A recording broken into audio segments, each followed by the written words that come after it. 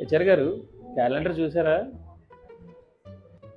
చూసా, కానీ ఇంకా 2 రోజులు ఉన్నాయి.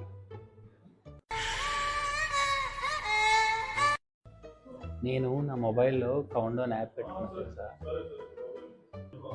అంత ఎక్సైట్మెంట్ ఎందుకు? ఆషాఢం అయిపోగానే ప్రమోషన్ వస్తుంది. ఏం ప్రమోషన్? హస్బెండ్ నుంచి ఫేవరెట్ హస్బెండ్.